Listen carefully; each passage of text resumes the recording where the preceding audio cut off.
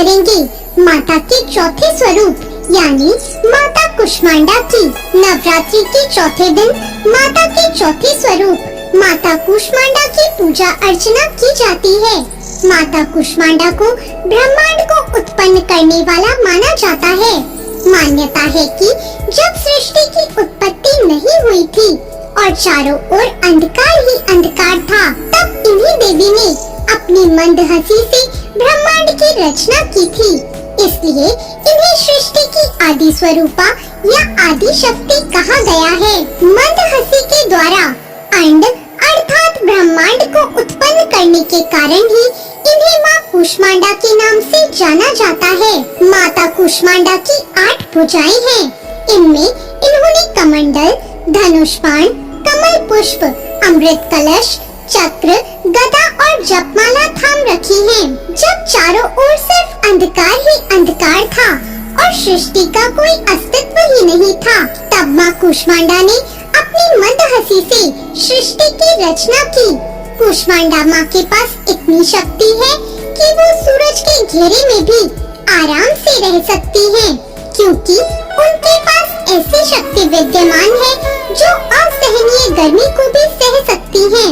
इस कारण माँ कुष्मांडा की पूजा करने से भक्त के जीवन में हर तरह की शक्ति और ऊर्जा का संचार होता है।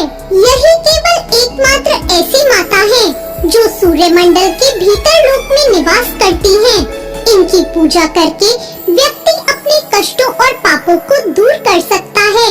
कहा जाता है कि यदि कोई लंबे समय से बीमार है तो माँ कुष्मांडा की विधि विधान से की गई पूजा उस व्यक्ति को अच्छी सेहत प्रदान करती है। पौराणिक कथा के अनुसार माता कुष्मांडा का अवतार दैत्यों का संहार करने के लिए ही हुआ था। कुष्मांडा का अर्थ कुम्हड़ा होता है।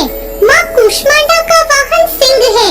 जब तीनों लोकों पर असुरों का आतंक बढ़ गया था, तब उनको सबक सिखाने के लिए माँ कुष्मांडा ने जन्म लिया। माँ कुष्मांडा की पूजा करने के लिए ब्रह्म मुहूर्त में उठने के बाद स्नान आदि करके पीले रंग के वस्त्र पहन लें। उसके बाद सूर्य भगवान को जल अर्पण करके व्रत करने का संकल्प लें। अब सबसे पहले कलश की पूजा करें, साथ ही ब्रह्मा, विष्णु और महेश तीनों देवताओं का आवाहन करें। अब देवी को फूल और माला चढ़ाएं। पूजा के बाद माँ की कथा और आरती सुने और मंत्रों का जाप करें और आखिर में माँ कुष्मांडा को भोग लगाकर उनकी आरती गाएं। माँ कुष्मांडा की पूजा करते हुए ओम कुष्मांडाय नमः मंत्र का जाप करें। माता की आरती करने के बाद प्रसाद बांटें और अंत में माता को अति प्रिय कुम्हड़े यानी कद्दू से बने पेठे या मालपुए का भोग लगाएं। या देवी सर्वभूतेषु माँ कुष्मांडा रूपेण संस्थिता नमस्तस्यै नमस्तस्यै नमस्तस्यै नमो नमः। जय माँ कुष्मांडा। तो ये थी माँ कुष्मांडा की कथा। आपको ये कथा कैसी लगी कमेंट करके जरूर बताएं और साथ ही मेरे चैनल भक्ति ज्ञान को सब्सक्राइब करना ना भूलें। धन्यवाद।